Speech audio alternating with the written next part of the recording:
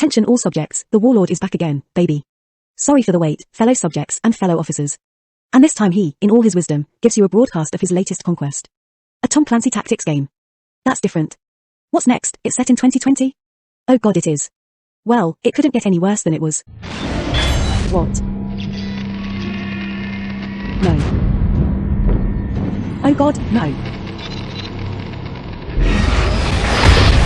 Intensity.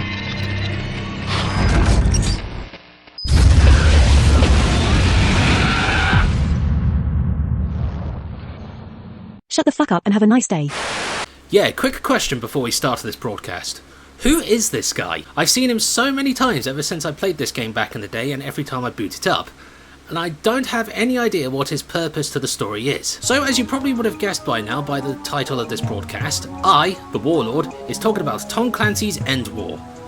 Lovely title. The one of two odd children of the Tom Clancy's game series, the other being that one time the series dipped its toes into being an ace combat game for a while, for about 2 games. You remember? I remember.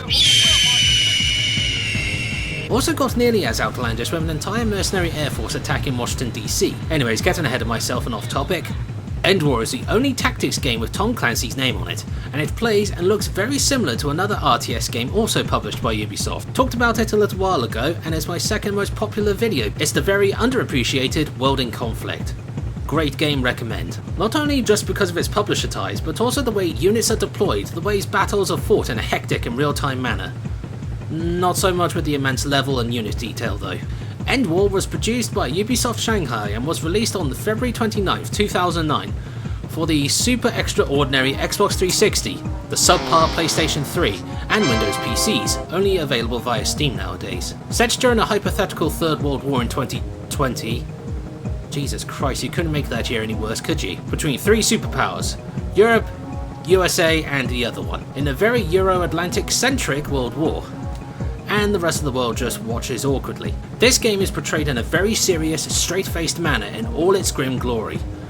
Not just the war, but also its effects on the world with other side effects, with no COVID-esque virus outbreaks during your campaign.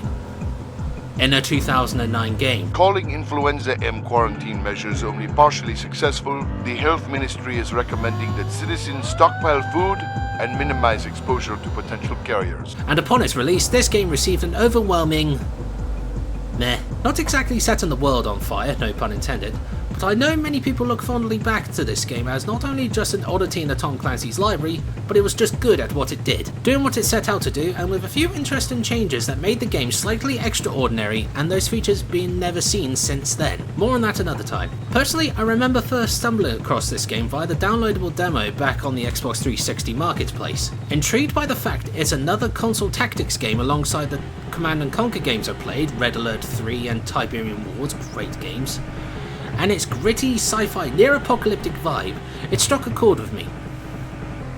Then I was commanding American forces fighting mechanized terrorists at the JFK Space Center, which was over in about 5 minutes. Got me into the game though. I bought it and then I played the crap out of it. And now I have it on PC and I enjoy it still, although more periodically now. But the question is it worth it? Is it worth getting to this day? Is it worth your time and hard-earned groschen? And what does it have over other tactics games you can find on the online marketplace these days? Well, let's ask the genuine question of, why is the Pripyat Ferris wheel in Moscow? See Springfield get occupied by the Russians, then liberated by the Europeans. The European Union? Good heavens. And finally, see the splendour of the voice command working in all its glory. Unit 1. Attack 4. For fuck's sake, come on! Now, let's log in, get blitzkrieged, and airstrike the fuck out of everything. And let's look at EndWar. When one boots up EndWar for the first time, maybe for the first time in a few years, the visuals are, well, that of a 7th generation console.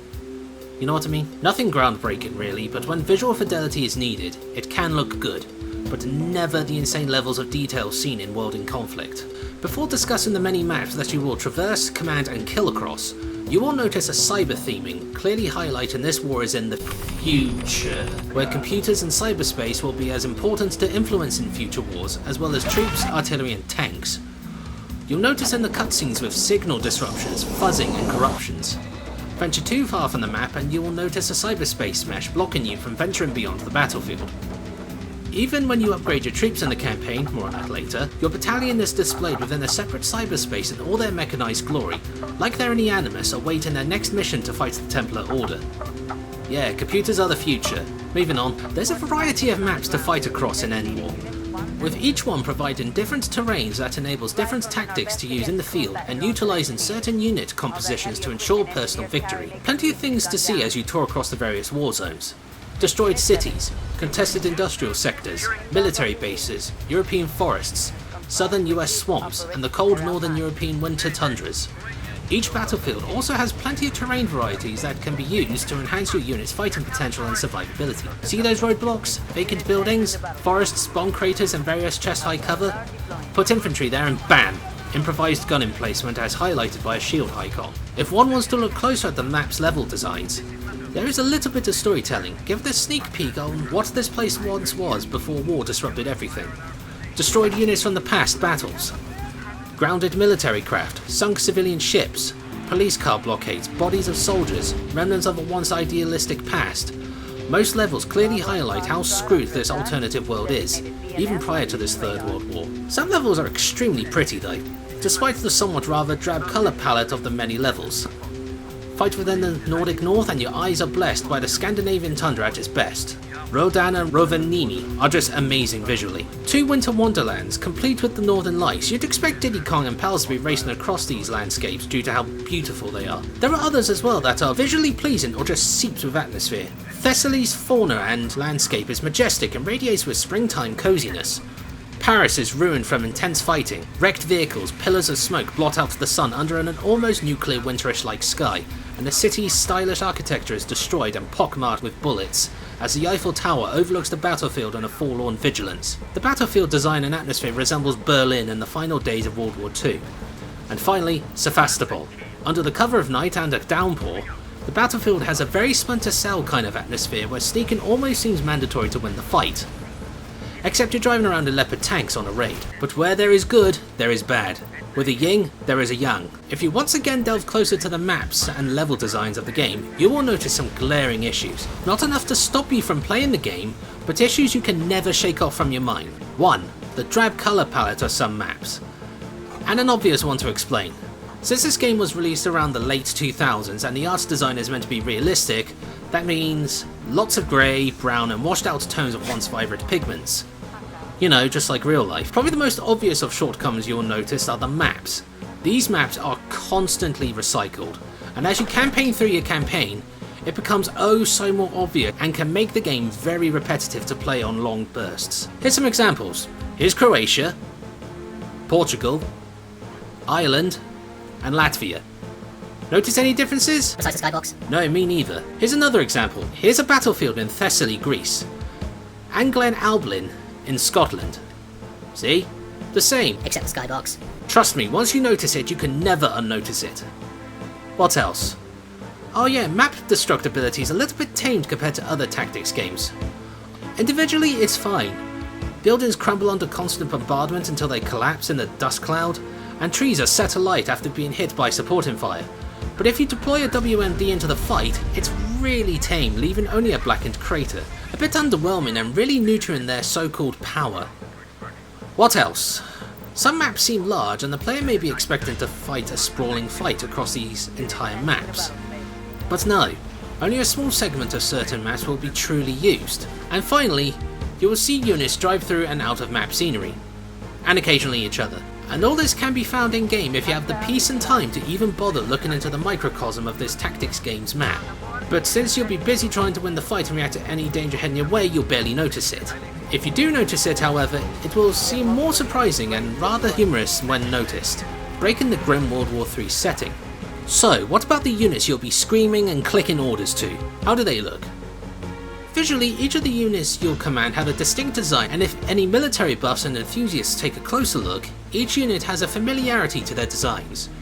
Using recognisable vehicles, weapon systems, and maybe a few defunct experimental programs to spice up their visual appearance, alongside with sci-fi looking weaponry and a few knickknacks and bumps to add extra futurism to their appearance. So the art's design has a foot set in the real-world inspirations without being truly outlandish like this. Except the concept art where the infantry either looks like Robocop, hoarders during a zombie apocalypse, or augmented soldiers that wouldn't look too far out of place from Cyberpunk 2077 under Militech's employment. Every faction seems to have a visual and design philosophy that makes them even more diverse from each other and highlights their fighting style. The USA's units, in their earthy tones and desert tans, have sharp angles and seem bulky with exoskeletons and robotics, yet look smooth and aerodynamic, emphasizing moving fast and hitting hard.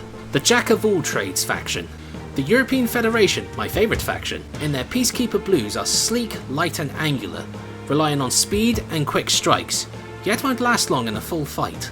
And finally, Russia, in their dark greens and woodland camo, emphasise on being the bulky boys.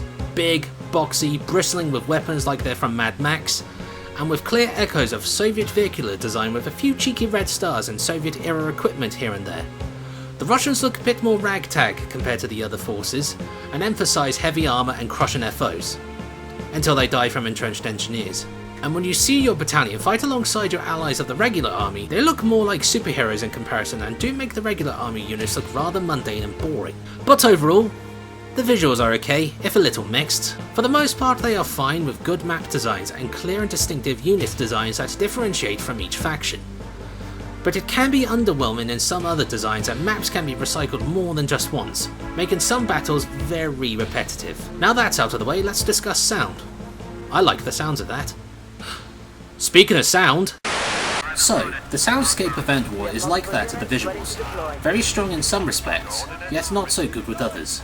The battle soundscape is just incredible, with its high audio quality married with the great visual details of muzzle flashes and traces from gunfire, smoke being kicked up from explosions and the dust, and sun-blotting smoke adds weight to all the firefights you will engage in, regardless of how small or brief each fight is. The mechanical crack of rifles, thud of cannons and their resultant explosive payloads, the whoosh of missiles and rockets arcing towards their targets, the energetic crash of lasers hitting their marks, the WMDs with their earth-shaking impact and blinding explosion add an apocalyptic flavour to this already apocalyptic world-altering war. And add all this with the whistling of artillery shells overhead and slamming into the ground and the radio chatter of soldiers shitting themselves over heavy casualties or hyping themselves up over winning an engagement, truly adds to the intensity of every fight you will partake in during your time in this game. And I'm going to say it again, an apocalyptic flavouring to this war. This is also one of the few games where you will hear the professionals under stress type of voice acting from your units. At full strength they are relaxed and ready to brawl. This is Catapult. All machines ready for action. Tiva here. All machines ready for action. But as it sustains casualties, they get more shaken and nervous. Match. This is Creeper. They are eating his ass. Then once they are rendered combat ineffective, they break and beg to be taken off the battlefield, whilst retaining a sense of professionalism. This is Tortoise. We are like corpses. We need evac, please. Another good bit of audio detail. And in the calm moments before or in between each battle, you will hear the idle chatter of your men and women under your command alongside their comrades in the regular armed forces, adding more humanity to the units you use. They talk of home. I don't want to die, just because I don't want my dad getting the letter, you know? There's a cafe back home that I miss more than anything. There is this girl back home I wanted to... no, never mind. What they will do once the war is over. Gonna be an actor. Can you believe that? An actor. Fighting for freedom. Right now I'd fight for indoor plumbing. There's nothing at home for me but my father's business. And to hell with that. What I wouldn't give for a night back home with my wife. What I wouldn't give for a night back home with his wife. Hey, just kidding. When the fighting is going well, they are pumped and cocky. We're destroying them! Run back home to your fat, ugly mothers! They can't keep taking this! Yeah! If they start to lose, they get scared and begin to break. I knew we were danger close, but damn! We're taking a lot of casualties! We are screwed. There is no doubt. And depending on how your units perform during a mission, you may hear the regular army praise the special forces as if they are superheroes. I don't tell you, man, the JSF in action is a thing of beauty. Enforcers? I'm surprised the enemy doesn't just run away. Don't piss off Spetsnaz.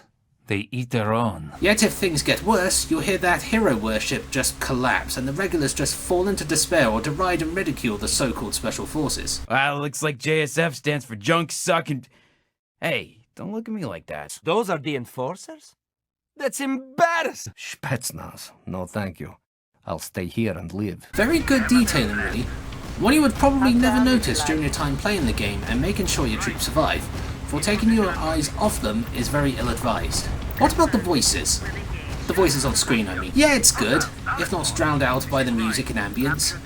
The best way to describe it is very professional and very straight-faced. An appropriate tone to take, for if it was any other tone, it would dilute the serious atmosphere the game clearly tries to aim for.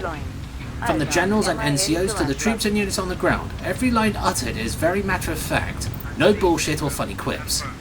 Except for one glitch where your accompanying NCO changes their voices for some reason, and I've only encountered this twice. Center quadrant. Hostiles in motion. Eyes on BPR 112 IFVs. Excellent work, sir. So finally, what about the music? Honestly, it's not that memorable. Those that are remembered are good, but the rest tends to fade into the background. Produced by Alistair Hurst and Matt Reagan, almost immediately you'll notice the soundtrack is very synth and electronic heavy, with a few rock tones thrown in when the situation demands it. But within the main menu, there really isn't any music at all. More a grim, droning ambience that might as well be the main theme for 2020 in general.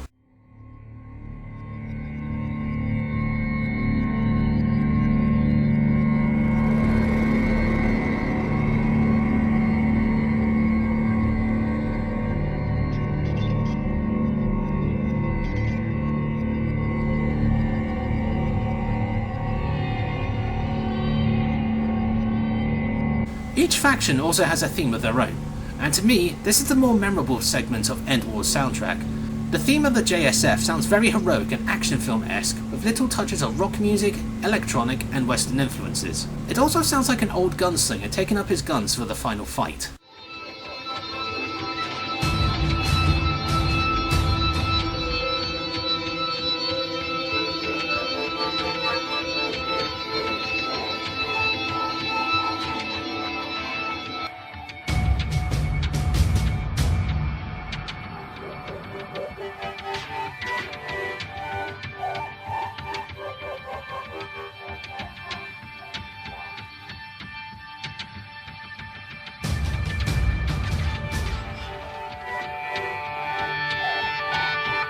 The Enforcer Corps has a very techno, almost dance music influenced soundtrack, highlighting the EFEC's technologically advanced military.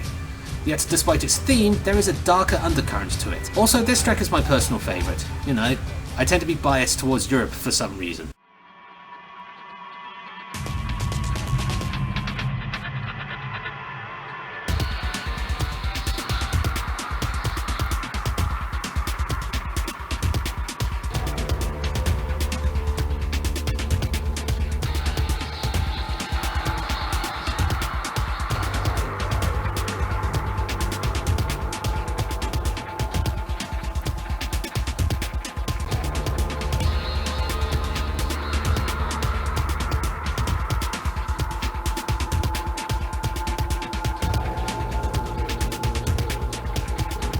And finally, the Spetsnaz track is raw, brutal and severe with a synthetic undertone, more in tone with the game's overall vibe and theme.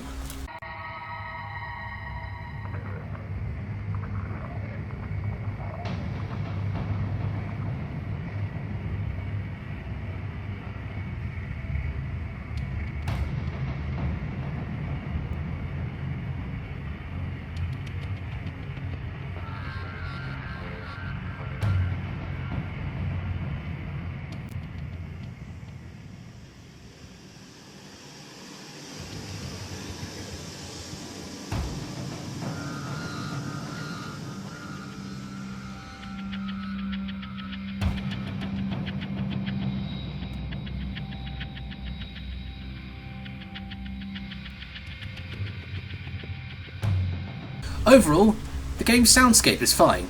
At its best, it enhances the game's experience and adds more character to either the faction you control, the maps you fight over, or the overall atmosphere. At its worst, it's entirely forgettable. Now, I have yacked too much on the soundtrack already, let's move on to gameplay. So, when it comes to the gameplay aspect of this game, it's honestly fine, and really doesn't set the world on fire. No pun intended again. The gameplay is very straightforward and unlike other tactics games is very fast paced from the moment you start a match. Firstly, as you can see on screen, there is no base building, nor do you control entire armies. Almost reminiscent of World in Conflict, you use command points you gained from killing hostiles and capturing uplinks, those weird City 17-esque silver lumps that stick out of the landscape, and with those points you can spend on deploying units via airdrop, although not as spectacular as World in Conflict. More farting out of a helicopter, for example. But when you take control of the battle, you will notice and feel several things that could throw you off at first. Most obviously is the camera. Unlike other RTS games, the camera is not in the traditional bird's eye viewpoint. You must have noticed this by now, surely. No, the camera is set in a weird, hybrid third-person bird's eye view, hovering and following not too far away behind the unit you have selected. When used within certain circumstances, it adds a cinematic experience as you get close to the action and shows very hectic, explosive, but also glitchy warfare. And for those who have played this, you are probably wondering why other RTS games haven't used this camera since this game's release. Simple. It's very impractical. As amazing as it is, seeing a fight up close, EndWar is very fast paced, and things can change as frantically as they start or end, and units can die extremely quickly if you're not paying attention. But these aren't the only camera related issues. For one, the camera speed is slow in movement and rotation. Secondly, at times the camera can just get stuck either to the terrain or very rarely to the skybox itself, causing you to have to frantically reset the camera as, your units die. And thirdly, this camera can make certain commands, like taking cover behind barricades or forested areas, very clunky. Highlighted by a shield icon if your troops are using it as cover, the camera gets complicated as you can't click inside the forest, for example, making precise movements nearly impossible. And since this is a tactics game, well, duh. You'll have, of course, units to command, kill and forget about until the very last moment they explode and die. The way combat is achieved in this game is through a sort of rock, paper, scissors kind of system, or as I like to call it, the death triangle. You may even see it on the loading screen at certain points if it wasn't too quick. This meaning that certain units are better suited to taking out one type, yet there is a counter to counter that unit also. So, gunships are best set against tanks, tanks against APCs, and APCs against gunships. You try and break that, however, or deviate from those rules, you will pay. Sometimes from bullshit circumstances. One example, my Leopard tanks got destroyed by infantry. More precisely, riflemen in cover shooting the crap out of their engines. The fuck? So, units. You have quite a small number of units to command compared to other tactics games, and unlike other games of its ilk, you get the plain and simple unit. No variations, no light, heavy, or in-betweens. Just a plain, simple, and built for its main purpose unit. In its place, some units have a variety of abilities and weapons to enhance their combat potentials. Snipers, MLRS artillery, missile barrages, UAVs, anti-vehicle grenades, minefields and drone units, adding a decent amount of flexibility for any circumstance for any unit. It's a very mechanized tactics game too. Only 2 out of the 7 units are infantry. Those infantry units being the riflemen and the engineers. The riflemen are your anti-infantry infantry. Duh. The fastest infantry unit under your command. These guys are best placed into cover to enhance their effectiveness, highlighted by the shield. Buildings, craters, forests or roadblocks. Get those grunts cozy with chest-high cover. Not only does it increase their defense, but their range increases automatically. Somehow. And since they are riflemen, they are effective against other infantry, both in and out of cover, and also against drones and engineers. And with a bit of funding, these guys can also get grenade launchers, snipers and some stealth technology. But keep these guys in cover. Tanks, gunships, artillery and other riflemen can end them quickly if no wall is between them and flying lead. The last infantry unit are the engineers, significantly slower than their riflemen brethren, weighed down by their tools, weapons and other knickknacks. These guys compensate, however, by capturing uplinks and upgrading them quicker, as well as being combat enhancers as they can deploy drones and minefields. Place them in cover and they will decimate vehicles, but like riflemen, place them in cover or they are significantly less useful. The rest of the units you will command are vehicles, and like the infantry, they have their main purpose, benefits, vulnerabilities, and combat enhancements. So let's start with the APCs, your armoured taxis, as they can also carry your infantry units to their destination. Unless you interrupt the animation process, in which they take far longer to get in than usual and do the process over again until their infantry cargo is in. Brilliant against gunships, but if you see a tank nearby, U-turn and get the hell out of there, they do not last. Tanks are your heavily armoured warhorses, doing most of the mechanised fighting. Slow moving yet packing a punch, they are most effective against APCs, drones and outer cover infantry of both types. But if you see entrenched infantry or gunships, yeah, don't fight. Against their own kind, however, it's disappointingly mixed with results, depending on your opponent and your own strength, so don't expect to see much tank-on-tank action. Sounds kinky. Artillery, despite being slow and taking a while to deploy before firing in a rather nice animation. Now that is some really nice animation. Until it doesn't work anymore and they spin into position. Artillery has long-range attacks that doesn't require line of sight. They are effective against near most units out in the open, but they are more effective against infantry, both in and out of cover, increasing their destructive potential. But they are the slowest frontline unit in the game. And if a gunship is nearby, well, they may not be quick enough to outrun their demise. Speaking of gunships, you have gunships as well. Ground attack helicopters that are fantastic in eliminating tanks, artillery, and out-of-cover infantry. They can also play a light recon role when all is calm for the time being, but send them against APCs or entrenched infantry and yeah, they're dead. And finally, and your only non-combat unit, is the command vehicle. As the unit suggests, the command vehicle helps in gaining intelligence and helping on the tactical level. Send it to a battle, and although they are heavily armoured, they will not last too long. It gives access to the sitrep view, which is very thematic with the cyberspace and computer-based theming, and allows a different way of commanding your units. I wouldn't recommend it as an actual way to play the game fully though. UAVs are available to this unit for both recon and attacking, and whilst the command vehicle isn't an attack unit, it has drones to defend itself from hostiles. Both Europe and the US have robots, whilst the Russians have Soviet-esque soldiers and call them drones. Wow, bit on the nose really. And despite some of the criticisms I have given this game, there is at least mission variety. You have 4 mission modes to play through, and at the very least gives mission variety compared to other tactics games where it usually revolves around either destroying or routing the opposing force, or taking hold a certain location. Firstly, you have Assault. A plain and simple mode. You just eliminate the other side's units in a protracted battle. Once one side begins losing, this applies to all but one mode however, Defcon is activated to the losing side, and 2 abilities can be used.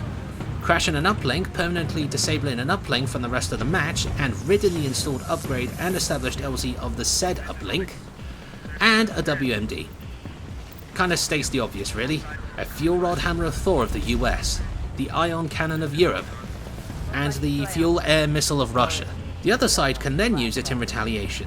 The other modes include Conquest, where both sides must capture at least half of the map's uplinks, pretty much capture the flag. Each uplink, and this is also possible in all modes as well, can then be upgraded to provide battlefield support or an additional LZ. These include airstrikes, self-explanatory, force recon where an army detachment can be sent to an uplink to attack or defend it, and electronic warfare, which can be used to disable units in the field. The next mode to play through is Raid. A cool premise on paper, but these matches can be quick if you know what you're doing. The attacking side must destroy half of the designated target buildings within the time limit, and with limited reserves, whilst the defender hunts them down. These battles take place within military bases only. And finally, Siege. Only fought within capital city maps, the defender must stop the attacking side from taking the main uplink for 10 minutes without reinforcements available until the countdown ends. Yet there are plenty of cover options for the defenders to make any attack a costly one. The attacker must break the defense and has plenty of reinforcements to use until the countdown ends. Once done so, abilities like WMDs and battlefield support is reduced by half cost, encouraging the defender to use it to thin out the remaining attackers. This mode essentially encourages the player to think very tactically, yet frantically. And it is possible to fight until the last man if you've goofed up really badly, making this mode quite challenging, yet enjoyable when things go well. And if you play by the rules, yeah, it adds plenty of gameplay variety. But all can be rendered null and void if you just decide to hunt down and kill your opponent's units. Quicker, yes, but it can make some modes really pointless if you just maim the opposition. Speaking of issues, let's dissect this game's many flaws. Yet before that, this game runs well. Despite being locked at 30 frames per second, I never really noticed it and I never had a single crash, which is great, but it's in the in-game performance issues that becomes more obvious to see once you see it. For one, when you play skirmish matches, the AI seems to be more dangerous and aggressive in a fight, and they seem to know who to hit, when to hit, and use combined arms warfare really damn well, albeit swarming that one unit they have in their crosshairs. Pathfinding is another issue. Zoom in, and you'll see units really struggle to go around certain terrain. see infantry rub themselves on benches as they struggle to walk around an object, and see vehicles get themselves into traffic jams and struggle to figure out how to get out of them. And finally, and probably one of the most unusual ones I have found, is when your units are on the verge of death, they either freeze and embrace their demise, or if they are moving, they simply stop where they are and then crash into the ground. There is no stopping potentially dead units from accepting their demise. I've clicked frantically, tried to make them retreat, and screamed and shouted at the screen whilst making various hand gestures in varying urgency. But to no avail. It is one thing you must know that will happen before giving yourself undue stress. And in some battles, the AI can be tenacious and keep deploying units to a losing battle, which could be easily exploited within kill zones, and slowly whittle down the enemies as they deploy right in front of you. Please stop. Stop. Stop! He's already dead! Southeast quadrant. Hostile destroyed. And finally, did you know you can play this using a microphone? Yes, you can. Labelled as the Overlord voice command module. All you must do is have a microphone plugged in, and to use the microphone in game, simply hold the spacebar and order your troops around, as well as focus on them, attack the enemy, retreat, use WMDs and so on. For consoles, this was very innovative, albeit a novel featurette for EndWar, and not many games have used this feature since, I have noticed. What's the reason for this? Simple. It sucks. For one, the voice recognition is terrible. Unit 2. Camera. Unit 2. Camera. You need to speak into the microphone at a certain volume and at a certain distance away as well. If done any other way, it misreads orders, or it never gets it to their fucking ears and they just stand there. Unit 2. Attack 4. We are showing damage. Also, you can't just order units in a natural manner. You need to read the orders in a very robotic manner, kind of like this. Unit 2. Camera. And finally, it's just clunky to use. Unit 2. Attack hostile 1. Oh, fuck's sake. And since you have a keyboard and mouse, just use them instead. No faffing around, just click on the unit you want to command, an enemy needs dead, an uplink need capturing, and away you go. Done. Finished. Unit 2. Attack hostile 1. Oh, fuck's it. So, yeah, the gameplay is, again, like nearly everything else, fine, kind of in the middle. At its best, it's enjoyable, action-packed, and leaving you at the edge of your seat as you try to outthink and outperform your foes. At its worst, it can be unintentionally funny and break in its bleak and very serious themes. The controls can be clunky and break your concentration as you try to fix the problems the camera has created. Or they are just simply pointless options of game controls. And lastly, the AI on skirmish matches can just fuck themselves. Now I've talked enough about the gameplay, let's talk about the story. Seriously though, try not to think too hard on how absurd it is though, considering the recent shit show. It's story time, my fellow subjects and top officers. It's a weird one, a potentially controversial one, and a very short one, for it is an open-ended campaign and the story is only told via the prelude tutorial, and very brief segments during the main campaign, which is a turn-based tactics game with unit management and upgrading. Surprising for a Tom Clancy game, but if you want to skip it anyways, go here. We have multiple units ready to deploy.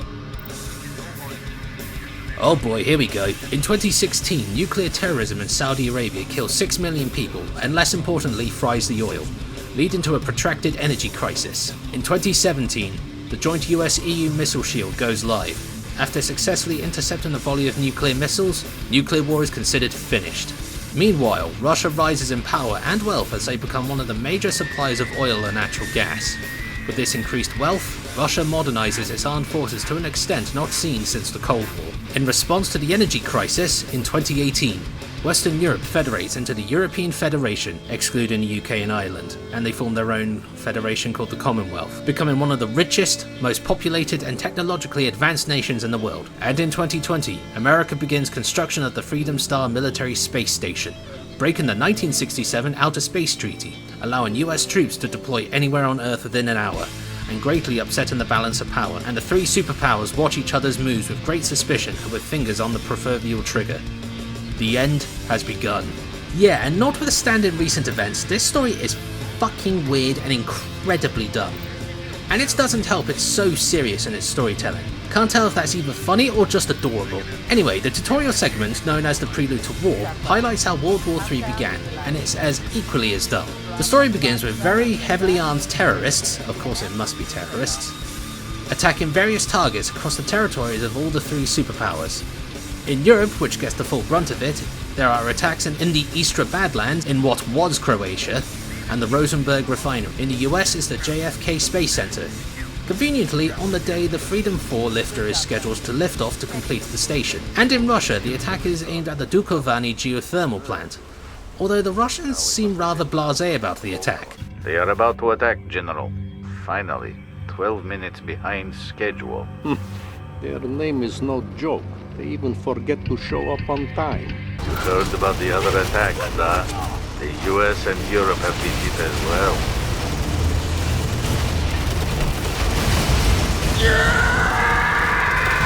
During one such attack, the identity of the group, known as the Forgotten Army, made up of members from the collapsed nations of 2016, claim responsibility. The Forgotten Army fights for those left behind when the oil dried up. Today, we have struck our oppressors with the most vulnerable. Let them burn, just as Africa and South America and the Balkans have burned. We gladly give our lives in direct action instead of waiting to die by famine or disease. Rise up and follow our bold example. Though we be an army of the forgotten, remember our action always. Each power then begins their own investigations into the attack. According to America, they claim to have found proof that Europe's defense minister, Francois Poulain, armed the group and sent them to stop the launch of the Freedom 4 shuttle. Locating Poulain in a summit in Copenhagen, the US orders a snatch, holding off a European counterattack at first before losing to a second one. This leads to a major international incident that stops short of a full-scale war. So as peace talks begin in London, Russia finally reveals its hand. It was them all along. Using their hybrid warfare bullshit, the Russians fear that the US and Europe would ally and take their oil. And being a practitioner of realpolitik, Izotov emphasizes preemptive action. So, disguising themselves as Forgotten Army fighters, and realizing how stupid the Europeans must be, realizing they're not hearing Russian accents or seeing, standard Russian gear on them, they attack Rovaniemi Air Force Base in Finland and install a virus, codenamed Stiletto, into the EU's ion cannon network. And when the Freedom 4 shuttle is shot down by said ion cannon, mistaking it for a ballistic missile, the US declares war on Europe. Russia on the same day would invade Europe from the east, claiming to be aiding the United States. But the US accuses Russia of trying to re-establish the Eastern Bloc, thusly making the Third World War a three-way battle royal. After this, the new game mode, World War III, begins, and it turns into a turn-based tactics game more akin to a mixture of Risk and Warhammer 40,000's Dark Crusade. You choose your faction, then your battalion of choice, which gives you a certain number of units available to you to command, and away you go. The main goal is to occupy 28 territories on the world map, or 3 capital cities. Each territory is linked to each other, and if next to a military tile, either you or the opposition have the opportunity to use force recon and/or airstrikes in the upcoming battles. But in some turns, you can have the opportunity to raid, neutralizing a nearby base and rendering it unusable in your next battle. When attacking capital cities, you'll need to fight 3 main battles consisting of 3 mode types: a conquest, an assault, and lastly a siege, requiring a turn each time. Your units also gain veterancy from each battle, if they survive, and credits depending on how well you commanded your battalion, for you to spend on upgrades. The more experienced a unit is, they are open to more potent upgrades enhancing their attack, defense, mobility, and in-battle abilities. And after each turn, the AI will take their turn and can either lose or gain ground, including the AI playing as your chosen faction. Even if you win a battle, this can screw you over and make you readjust your plans. You'll notice the AI will also make predictable moves both in and out of the battlefield. For one, the US has a thing for invading Portugal or the UK multiple times, and Russia has a thing for invading Istra and the southern US. But at the same time, you too can attack those territories and establish a toehold on any continent.